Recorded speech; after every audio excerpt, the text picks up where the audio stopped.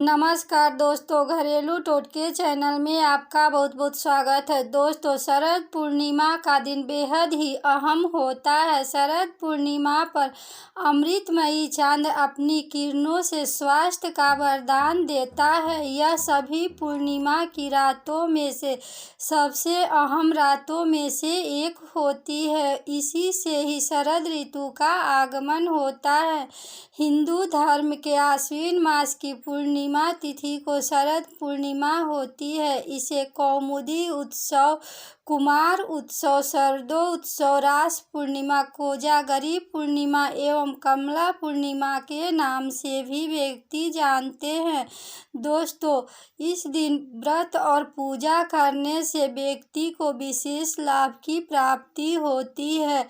इस दिन खीर का विशेष महत्व होता है। खीर को चांद की रोशनी में रखने से और उसका प्रसाद ग्रहण करने से व्यक्ति अनेक रोगों से छुटकारा पा लेते हैं। इस खीर को खाने से और इसका सेवन करने से मलेरिया जैसे खतरा का भी व्यक्ति को भय नहीं रहता है।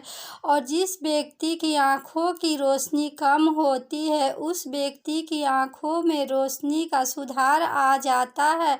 इस खीर का सेवन करने से हृदय जैसे संबंधी बीमारी और अस्थमा रोगियों के लिए काफ़ी लाभदायक सिद्ध होती है और इससे चर्म रोग जैसी समस्याएं में भी सुधार आ जाती है।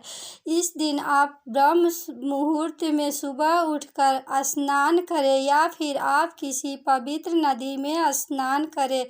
यदि आप किसी पवित्र नदी में स्नान नहीं करते हैं तो आप घर पर ही पानी में गंगा जल या तुलसी के पत्ते मिलाकर स्नान करें। इससे आपको पवित्र नदी के जल जैसे शुभ फल की प्राप्ति होती है। फिर आप एक चौकी पर लाल कपड़े बिछाएं और इस पर माता लक्ष्मी व भगवान विष्णु जी की प्रतिमा स्थापित करके माता लक्ष्मी व भगवान विष्णु जी की विधि विधान से पूजा करें और इन्हें लाल फूल, नैवेद्य, इत्र जैसी चीज़ें अर्पित करें और माता को वस्त्र, आभूषण और श्रृंगार के सामान इस दिन अर्पित करें। माना जाता है कि माता लक्ष्मी का जन्म इसी दिन हुआ था और फिर माँ लक्ष्मी का और भगवान विष्णु जी का आप इस दिन आवाहन करें।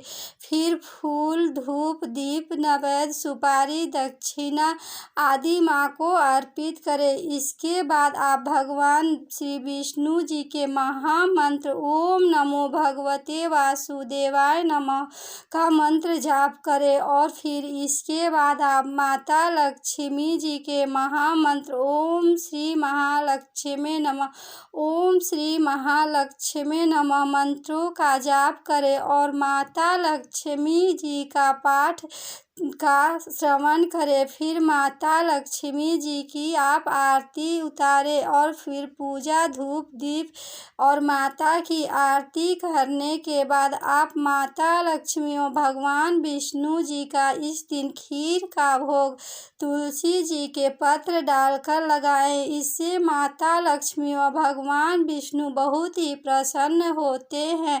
और दोस्तों, इस दिन मध्य रात्रि में माता लक्ष्मी जी को खीर का भोग लगाने से तथा इसका प्रसाद ग्रहण करने से माता लक्ष्मी बहुत ही प्रसन्न होती है। इस दिन आप इनकी कथा जरूर सुने। कथा सुनने में आप एक कलश में पानी रखें और एक गिलास में आप गेहूँ भर के रखें। फिर एक पत्ते या दोना पर अफरोली और चावल रखें और फिर इनकी पूजा विधि विधान से करें और साथ ही माता और भगवान शिव तथा देवी पार्वती और भगवान कार्तिकेय जी भी इस दिन आप विधि विधान से पूजन करें। पूजन करने से सभी देवी देवताओं का आशीर्वाद आपको प्राप्त होगा।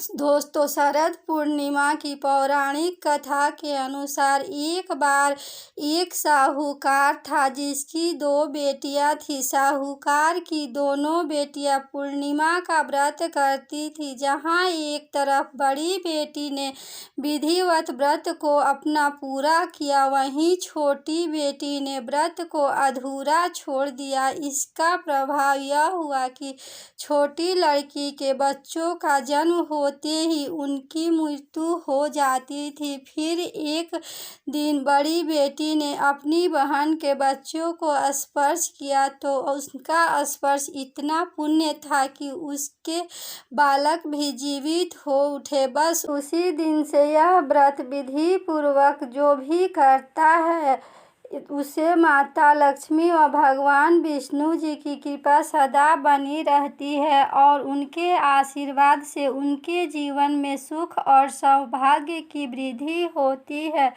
दोस्तों, इस दिन गौ माता को एक चीज़ खिला देने से आपके जीवन में सुख, शांति और समृद्धि का वास होगा।